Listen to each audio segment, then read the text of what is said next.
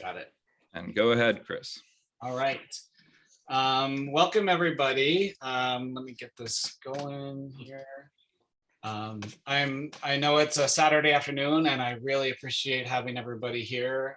Seeing all your faces was really awesome. There's a lot of people I recognize, some people I don't. So regardless, I'm really happy that you're spending some of your Saturday with me. It actually might be even it could be on a different day if you're in France. So anyway, I really appreciate everybody being here. My name is Chris Stevens-Yu, and this is a talk to really highlight my passion and excitement for my backyard, which is the Baylands, as well as Northern California, where I happen to live. I wanted to start off with this image of the Eco Center in the Baylands. This is about 2 years ago, March 2020. That's maybe a trigger year for all of us, and the month. I was supposed to have an exhibit here. In fact, I was about this stage on March 9th, getting ready. I had things printed, I had metal prints, I had frames, I was kind of laying everything out. This was March 9th. So you can imagine, I put a lot of work into this, and then Drew and I were communicating back and forth, and it got closer and closer to the date, and it was looking less and less likely that it was going to happen.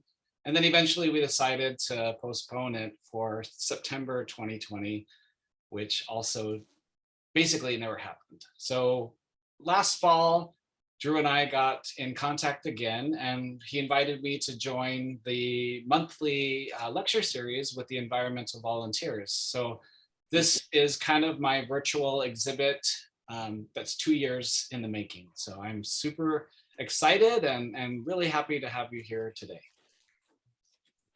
A little bit about me. I'm a photographer, obviously.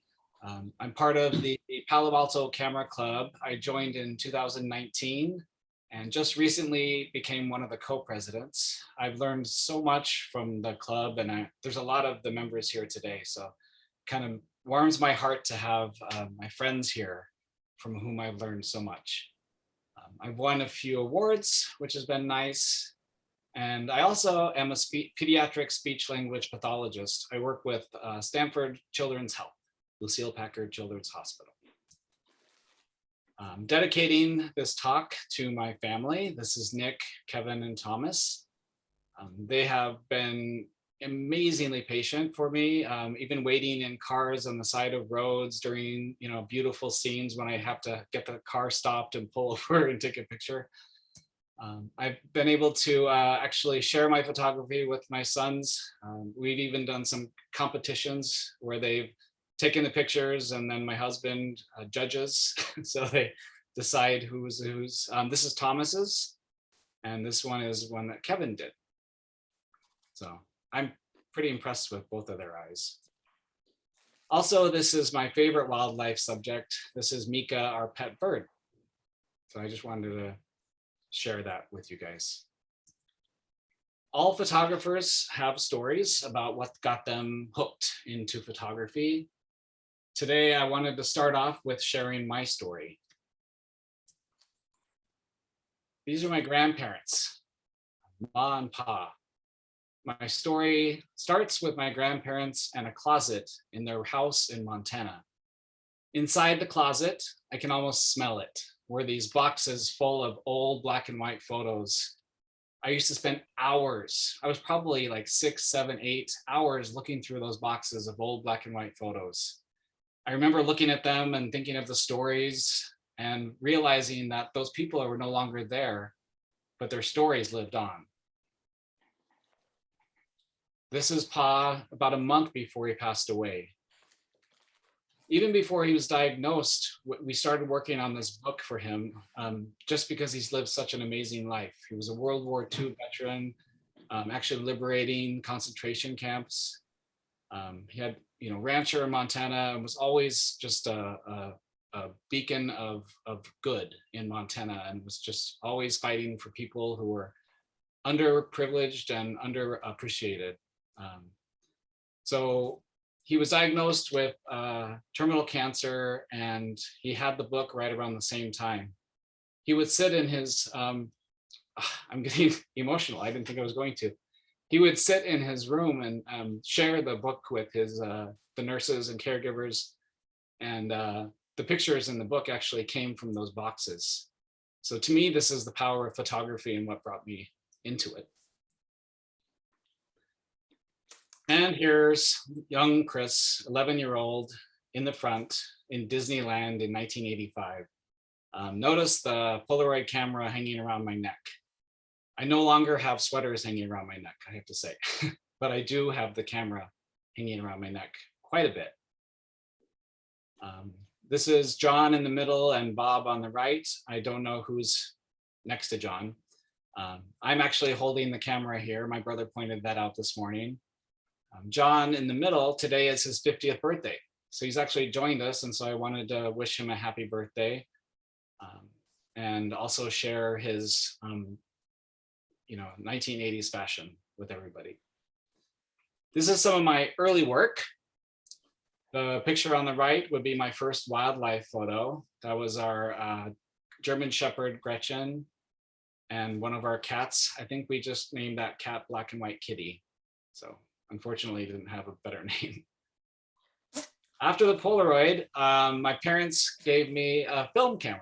This is my camera that I had for 14 years, which is actually how old I was when I got the camera.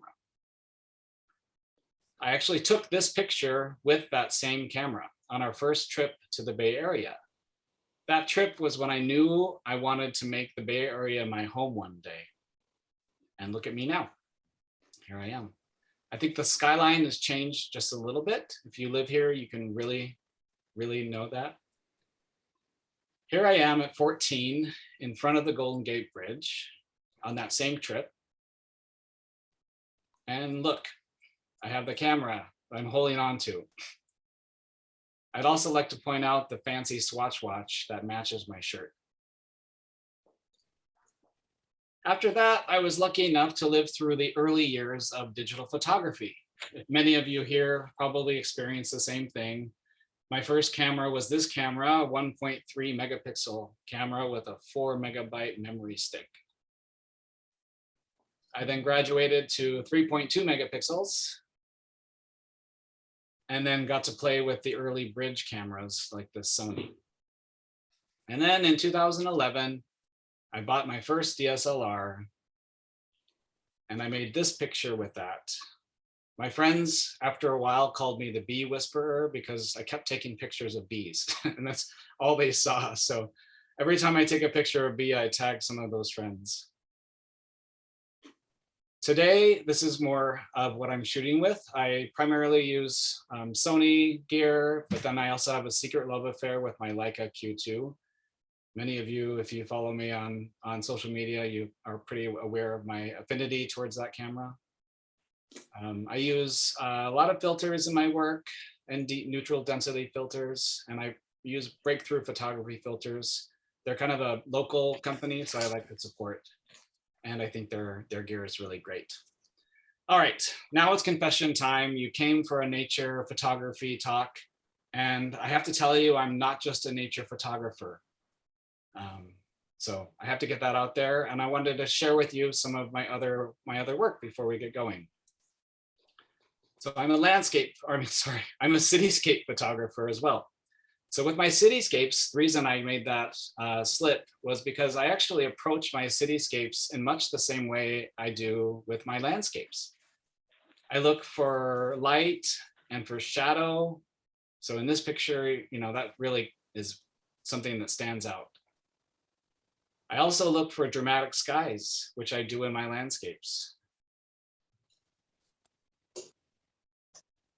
I love shapes and framing elements. And of course, leading lines. And fog. This picture I love because it really highlights the change in the skyline, and also just this, we call the fog Carl the Fog in the Bay Area because it has such a a prominent presence. I'm also a street photographer, as many of you know. And with street photography, I view it very much the same way I do with wildlife. I'm always looking for that just right moment. I'm looking for a good story. I'm looking at flow and movement and contrast and emotion.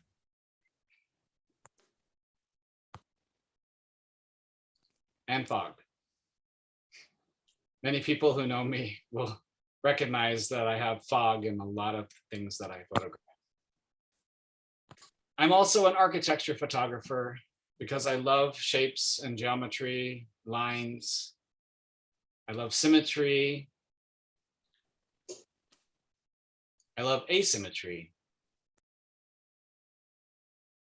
And I just love spiral staircases. This is a staircase that's in New York City that actually was in a Barney's store that closed down. So I don't know if there's anything that's opened up in this store yet, but I just love it.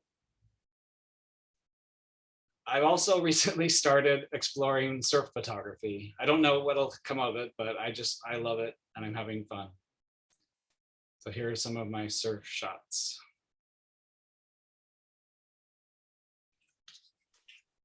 And here I am with motion blur.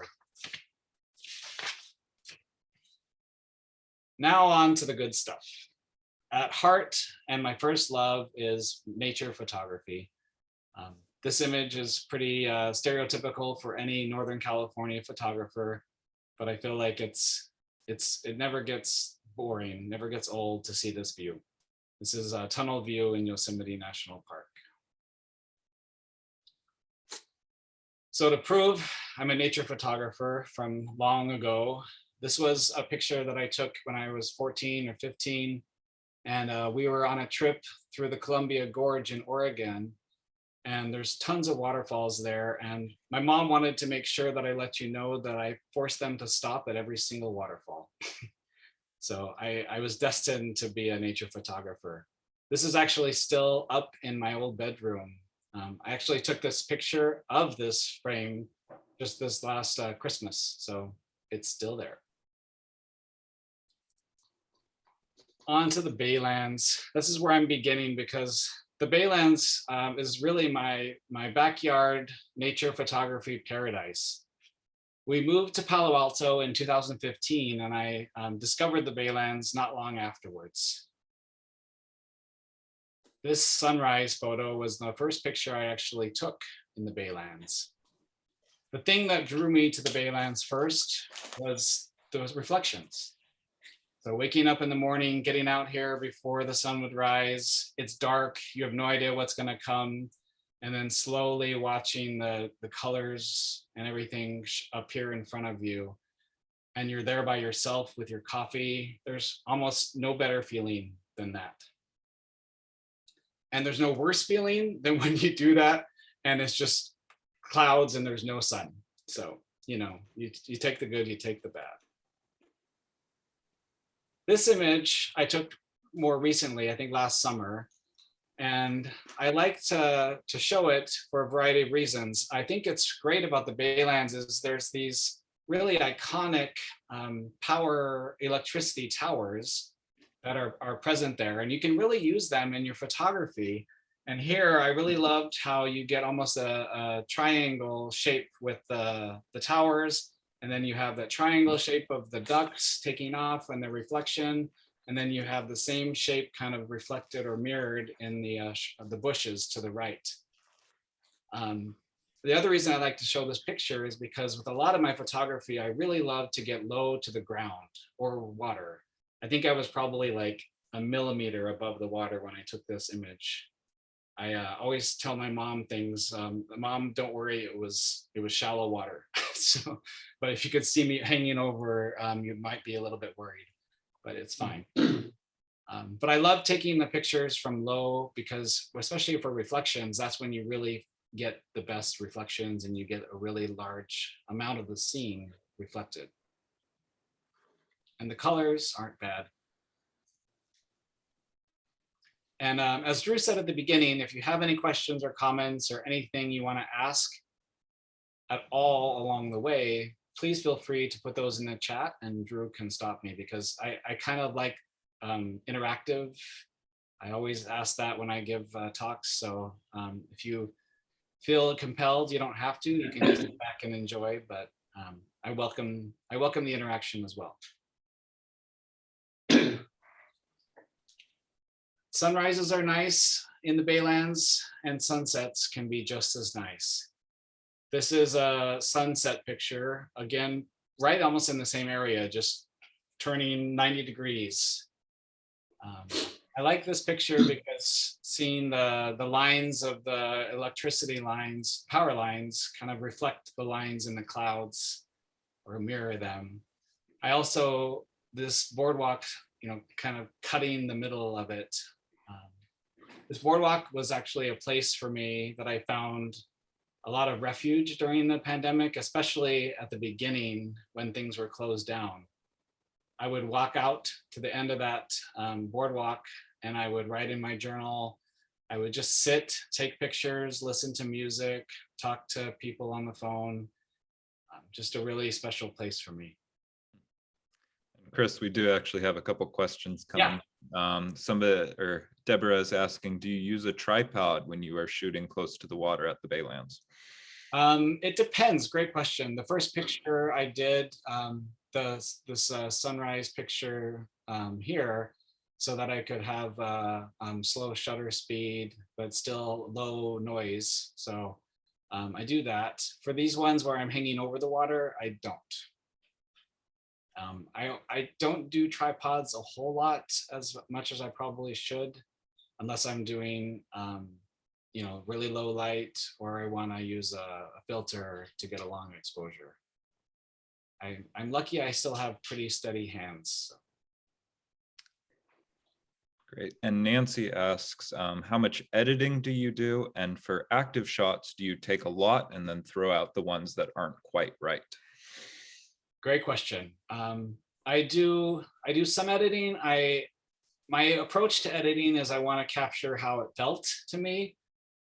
Sometimes that's minimal editing, just capturing the color, but also with raw photos, you kind of have to edit because they're flat when you get them into the Lightroom. So I do bring out some colors. I try not to oversaturate, but I sometimes play with a little bit of a Gaussian blur to add a little element to it. And then as far as doing bursts of photos, definitely with wildlife, I do a lot, and then throw out the ones that that don't have the moment that I'm looking for. So it's kind of like fishing. You throw out, cast a wide net, you bring back the images, and then you see the good fish. Good question. And then maybe one more question, and we can. Cynthia has hand raised. Cynthia, do you want to unmute to ask your question?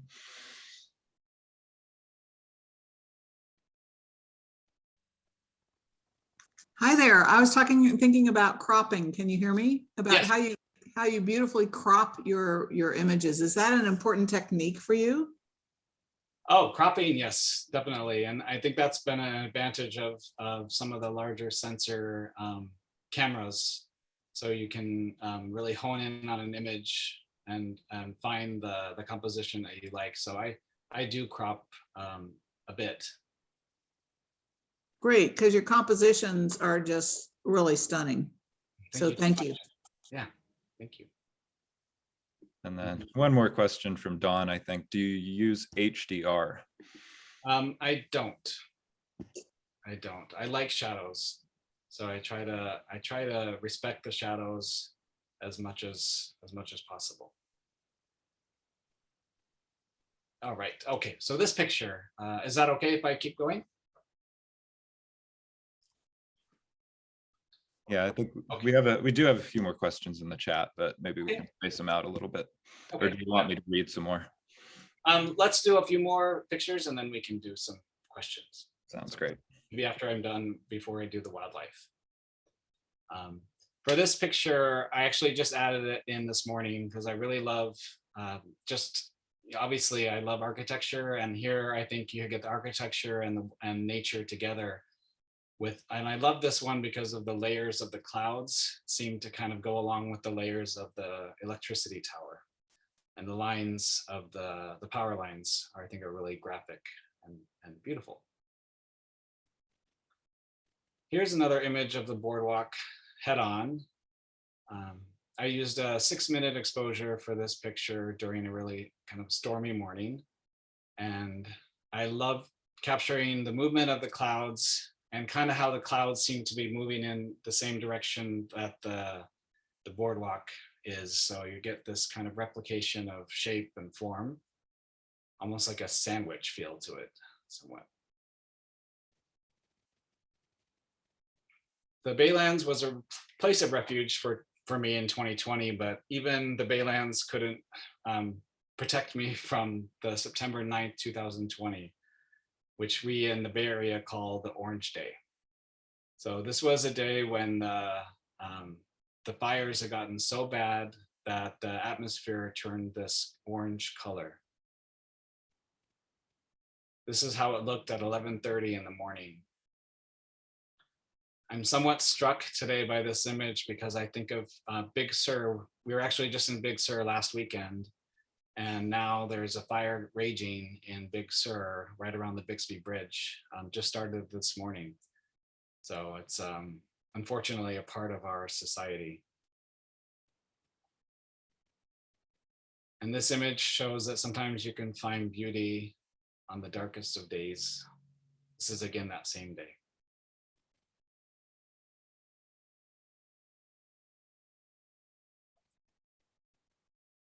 Another view on a more of a rainy day. I like to, there's a quote by photographer Sam Abell. He was quoting his father, and I always think of it when I think of, stormy days. And he told him, bad weather makes good pictures. Looking at this picture, I think he was right.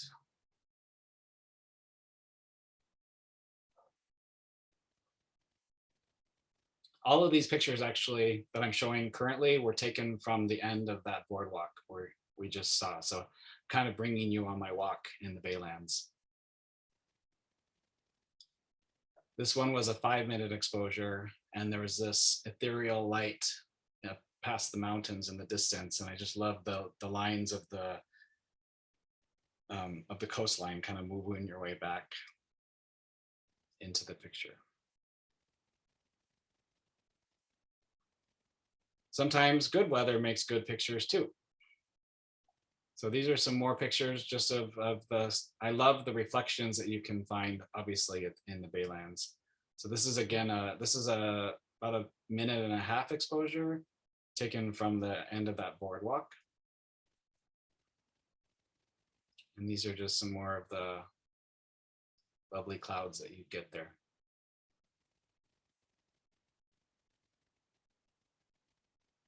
All right, we can take some more questions. I think we'll move into the wildlife one next. Okay, we have a question from Kay asking, what filters do you like to use more often, especially looking like with Bixby Bridge? So I use the breakthrough photography mostly, but as far as I like the neutral density filters. I bought some of the graduated filters, and I just haven't used them very much. I think I need to know how to use them better. And I also feel like I can replicate them somewhat in post. So I haven't been that big into using those, but I love, sometimes I go big or go home. So for that picture that I had of the New York, where I have the pilings from the old pier, that was a 13-minute exposure. So I use a 15-stop neutral density filter. So sometimes I really like to just exaggerate with that, play with the movement and see what works. Sometimes I use just a few seconds just so I can capture the detail. So it always depends what I'm trying to go for. If I want ethereal, just glass-like smoothness, or if I want, flow, or if I want a lot of detail, but a little bit of motion blur. So kind of depends on the scene, but good question. Right. And then maybe one more, do you do anything special to achieve super sharp focus or just rely on your camera's autofocus? I'm not a manual focus genius, so I unfortunately kind of use autofocus as a crutch unless, it's not doing its job and I can, the subject is pretty still. So I really like to use the tracking focus mode in the Sony camera. I feel like that does a really good job at locking onto the subject, especially like a scene like this. I can lock onto it and it'll just follow the birds as they fly. So that's a good question.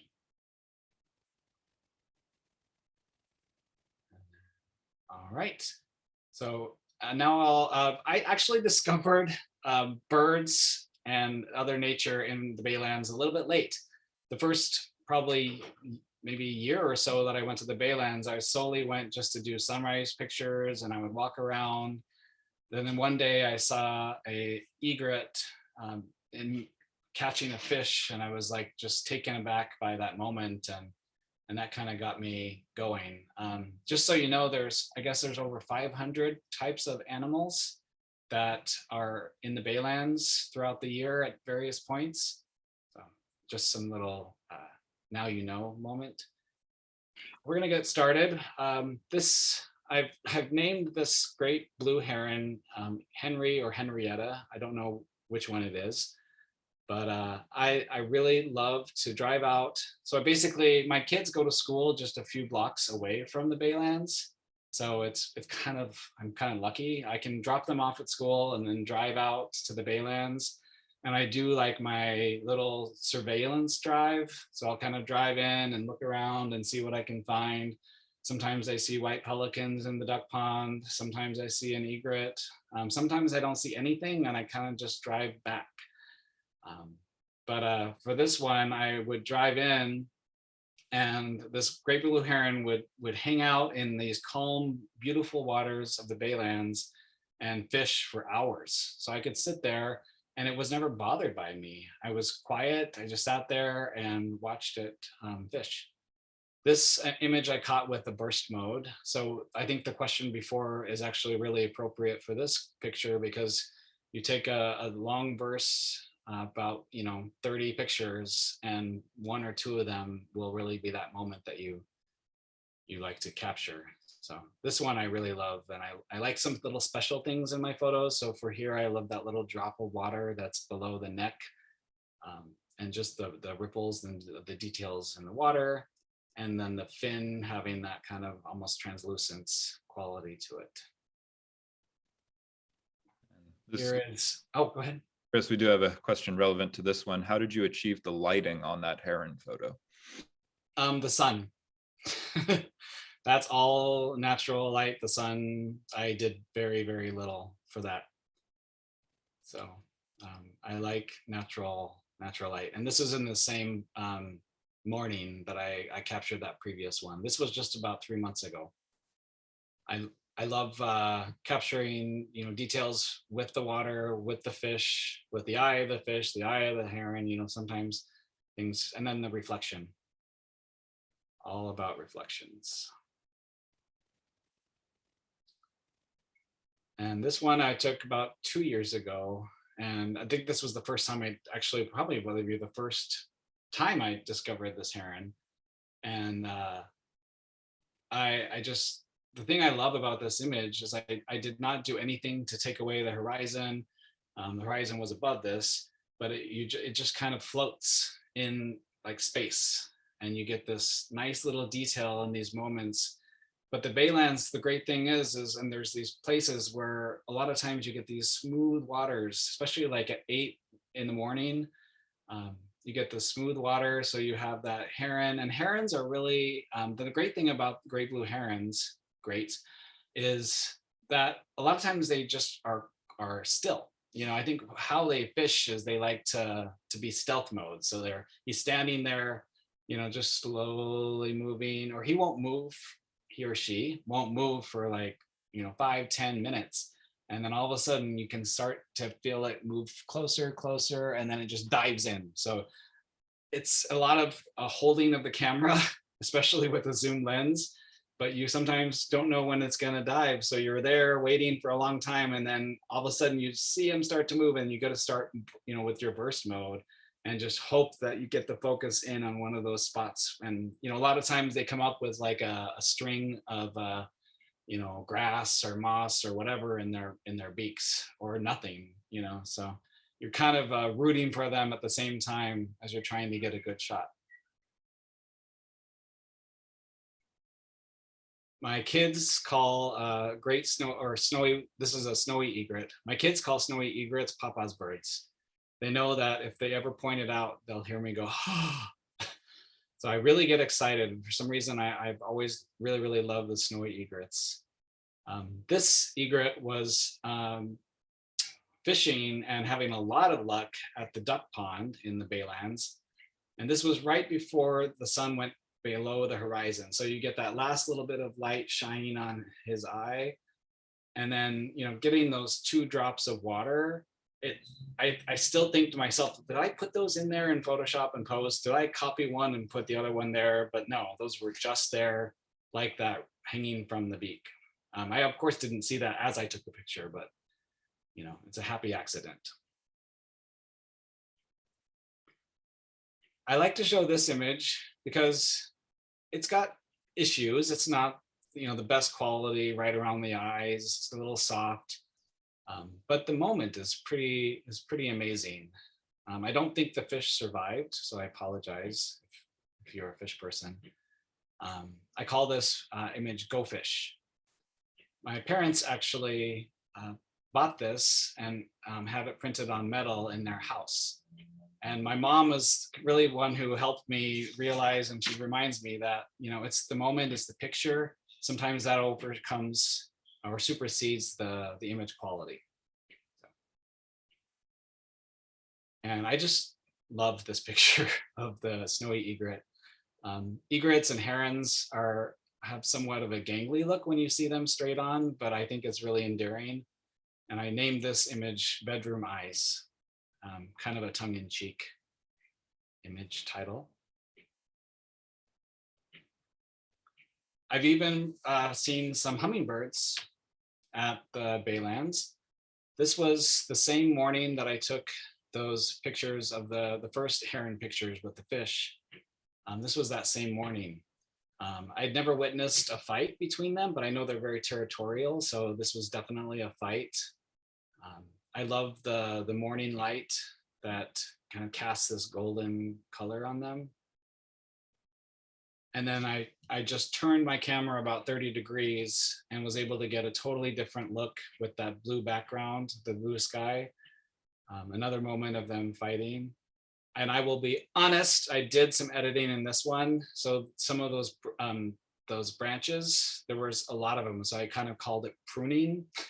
So I did prune some of the branches just to not have them intersecting with the hummingbirds. So I'll own that one.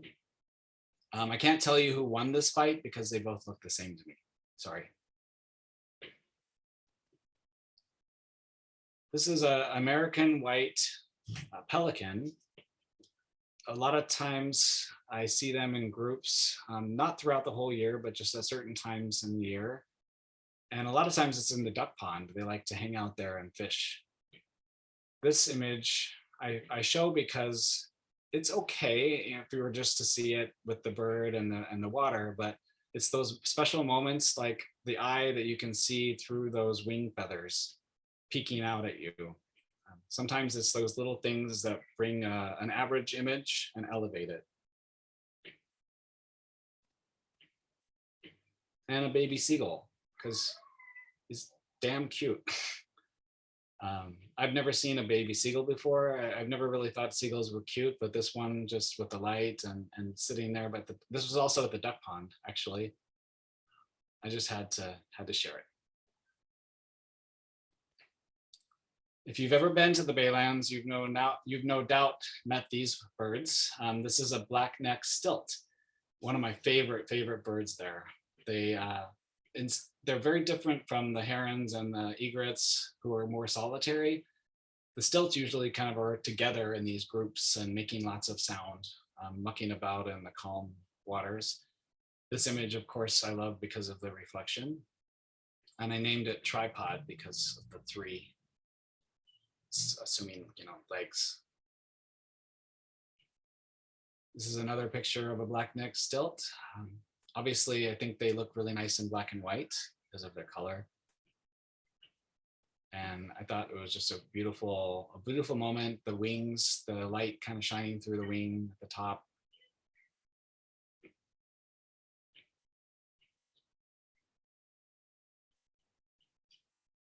One morning when I went out to photograph, I was actually enrolled in a photography class through Stanford. And we had a daily assignment, daily photo class. And this was one of the mornings I went out to try to capture. I think that actually the theme of that day was reflection. So I got some reflection shots, but then I looked up and I saw this black crowned night heron up in the tree. And then just as I saw it, this great egret flew in and landed and perched right there. So I kind of like the little juxtaposition of the two. There's a close-up shot of that night heron. Their eyes are these red eyes. It's very fascinating to me. This is actually the first time and the last time I've seen one of these, but I guess Oakland, calls it their city bird because they're around there a lot. But I haven't seen them very much. This is my last wildlife Baylands picture I'm showing, and I call this a great image. And sorry, I have a really bad sense of humor. It's a great egret flying over a great blue heron. Kind of looks like he's dive bombing the heron. That's why I don't know, I enjoy it. So any other questions on the wildlife before I move on?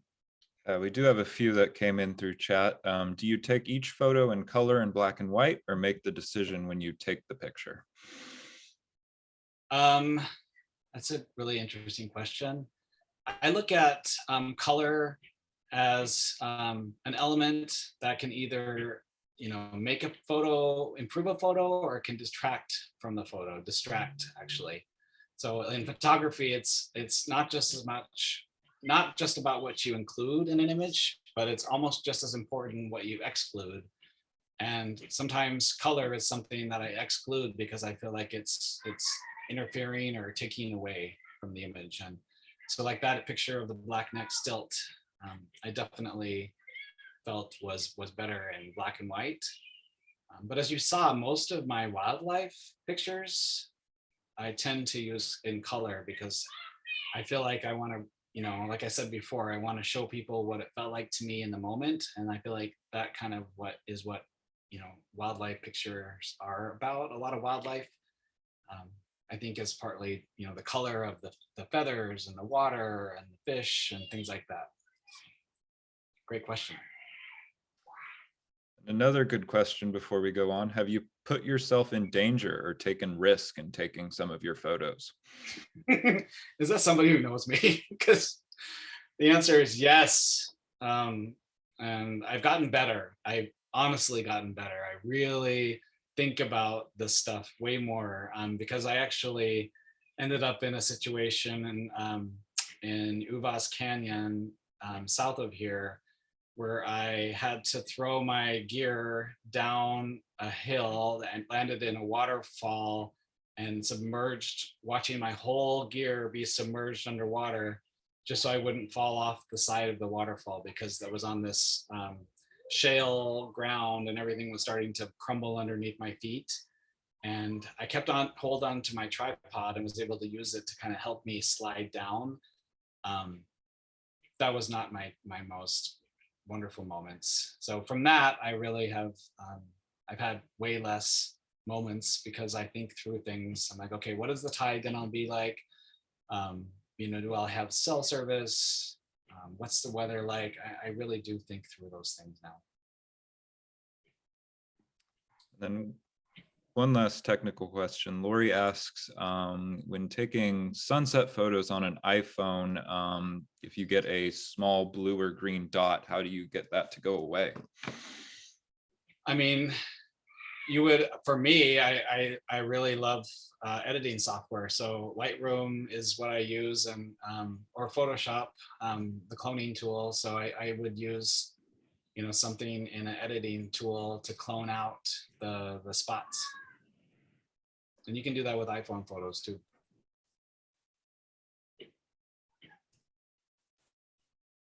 Is that, are we? Yeah, I don't see any more questions in the chat right now. All right. So this talk is called Baylands and Beyond. And the beyond part is the Northern California, outside of the Baylands. So I really feel so fortunate to live here. And I know that any photographer, just people who live here, we feel very lucky. It's challenging during wildfires and with all that to think about the attack of humans on our environment and stuff like that, but we still can appreciate and enjoy these moments. So for this part of the talk, I'm going to start with my seascapes. I love spending time on the coast. I love driving out to the coast. I love driving up 84 and down and driving down the Highway 1 along the coast. It kind of re-energizes my spirit. It's just a wonderful place. So this image is actually from Big Sur. It was my first and only time at Pfeiffer Beach. That's where this is taken. This was it's a pretty famous spot. It's called Keyhole Arch. And only certain times of the year and weather will you get this light shining through that doorway, the keyhole, and onto the rocks. I had no idea that the conditions would be favorable. I was just down there because I was going for a workshop in Santa Cruz, and I decided to head down a day early. I arrived at the beach about 4 hours before sunset and staked my spot. I was there. I moved a little bit away from it, but I wanted to make sure I was there in the right moment. And sometimes as a photographer, if you go out by yourself, it's just better because you're not gonna, drag anybody else along for something as stupid as this, just to get a shot or maybe not get the shot. So this time I was by myself and I didn't have to feel guilty about keeping other people away from what they wanted to do. But obviously I was paid off for my patience and I got this shot. I did use an ND filter, and this was a 30-second exposure. But I really wanted to capture, I wanted to focus on the light, not let the waves be the focus. And so if you kind of smooth it out, you get that light that kind of just shines right through and onto the rocks, making that little, leading line almost from the middle of the image all the way to the corner. Another spot that I love along the coast is Shark Fin Cove. This is about a half hour north of Santa Cruz. I took this image shortly after the lockdown in March of 2020. And I think it was a 30-second exposure as well. The thing I love about this image is the light. I love the color of the light on the cliffside and that little sliver of light that highlights the area, that rock area and the bottom center. You just get that kiss of light right on that water. And I feel like those little things really are magical. Father's Day morning in June 2021, we were staying in Santa Cruz at a hotel, and I had set the alarm for 4:30 in the morning because I wanted to capture sunrise over the cove. 3:30 in the morning came, and I don't know if other photographers have experienced this, but sometimes I'll wake up a little bit and then I'm like, oh crap, what time is it? Did I miss my alarm, or am I almost there? So I woke up, it was 3:30 in the morning, and I just decided, I'm not gonna sleep. So I got in my car, I drove up to the cove, area. I parked in the parking lot and I took a 2-hour nap. I woke up and it was just dense fog everywhere, fog, which to a lot of people might be a letdown, but thankfully I also love fog. So I was able to capture this image using I think this is a 2-minute exposure. You get the fog in the distance, but I really love the kind of blue hues, how it kind of plays with the sandstone colors. I took this image the same time. When I looked in the distance, I saw there was this beautiful rock island that was out there.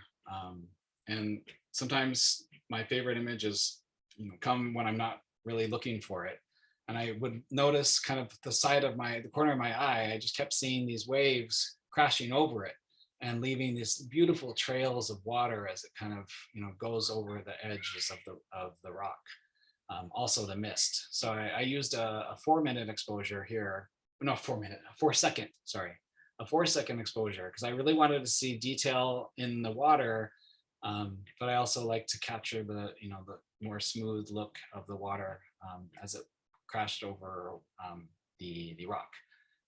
I have to say, you have to be patient though, because all the time I'll see the shot ahead of time. I'm like, oh, it's so amazing. You see these beautiful, all these waves. You get your camera ready and then it's just still. And then you're just there. You're like, did I miss it? Is it never going to happen again? Is tide changing? Blah, blah, blah, blah, blah.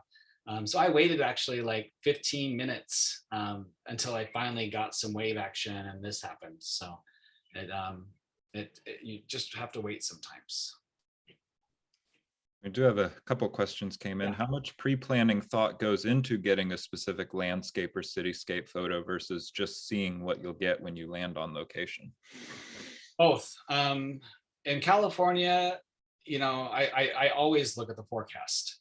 I look at the forecast, I look at the tide charts, depending on what I want to capture. If I'm at a place where I want to see the tide pools or the rocks close to the shore, I'll want to go when it's low tide.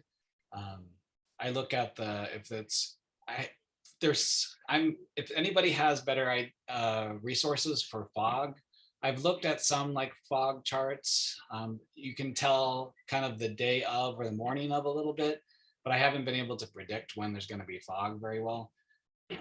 I've used photo pills if I want to do like images with the Milky Way or stars. That's been really helpful because you can do the augmented reality and kind of see where things are going to rise at a certain time. But a lot of it is luck because weather can change from what it's forecasted to be. Like this morning, it was forecast to be, partly cloudy. I love seascapes on a partly cloudy day because I do a lot of long exposures and I like the light that you can get with partly cloudy because then you get some colors in the clouds. Clouds are like a photographer's paint. If it's just blue sky, then you just have a blank white canvas and it's not always the most appealing thing to look at. So I try to find clouds. I try to plan what the tides would look like or what the weather will be like, but you can show up and, get just dense fogged in conditions and you just have to roll with it or just go home. I mean, a lot of times I've just been disappointed and go home. Any other? There was somebody asking if you use photo pills, but I think you answered that. And it is 4:53, so I say we let's just work to the end, and then we can do questions and answers. Okay, that's great. Yep, and these last images, I kind of set all of these other ones at the end so I could just go through quickly and we can just enjoy them as a virtual gallery. I'm totally fine with that.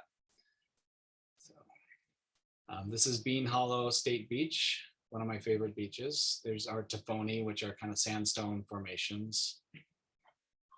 This is Rat Rock Island up north of the city in San Rafael. We talked about black and white. So these are images where I chose to convert to black and white because I felt like it was truer to the image. This is Martin's Beach. Sorry. And I love this image of the Rodeo Beach, the sea stacks. Kind of look like alien monoliths. I always think that an alien might be hatching out of one of these any moment. As far as landscapes, this is an image in Yosemite. This was a really, really sunny day, no clouds in the sky, so I really wanted to focus on the intimate landscape. This image was taken only a few hours after that last one. The storm had rolled in and left this trail of fog, which kind of acts to lead your eyes in the distance.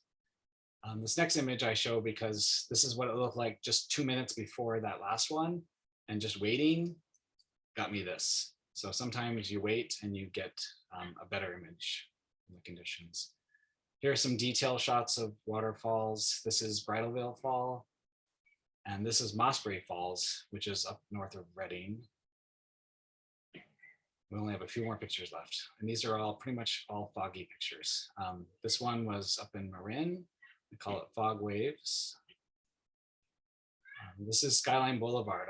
I'm frequently on Skyline Boulevard during fog. It's just the road that goes along the ridges that separate Palo Alto from the coast. Here's a panoramic image that I later cropped just to get a different view. One of my favorite oak pictures. Again, putting my camera low to the ground. More fog and cypress trees. And then here's one of my favorite fog images. This was from Skyline Boulevard looking towards the coast. And then just kind of wanted to end. Part of what my goal for today was to show images, but I also wanted to inspire people to get out and shoot, photograph. And I also just talking about, I spent a lot of time in my photography life trying to focus and trying to find one area that I'm supposed to do and be best at. I always thought of myself as too scattered, lacking focus, a jack of all trades. But the past year, I just learned to accept myself and try to find strength in my diversity. And I really found that the way I approach landscapes and cityscapes, they both inform each other. How I do street photography and how I do wildlife, I feel really work together. I feel like I have increased creativity, I avoid burnout, and then I'm never bored. So I just hope you can all appreciate your backyards wherever you live and go out and take pictures. So thank you. You can follow me on Instagram. And I also have a website where I sell fine art prints. I would love for you to check that out as well. I have a mailing list and I send out probably a newsletter once every few months. So I don't inundate your inbox and I try to make them high quality. So thank you so much. All right, well, thank you so much, Chris. I want to give a big virtual round of applause for that presentation. Thank you so much for giving that to us today. That was wonderful photography. It was great to see so many people join us. Again, we were the environmental volunteers. We love to bring you programs like this. I'm going to drop a link to Chris's website in the chat as well as our own, and go ahead and stop our recording here.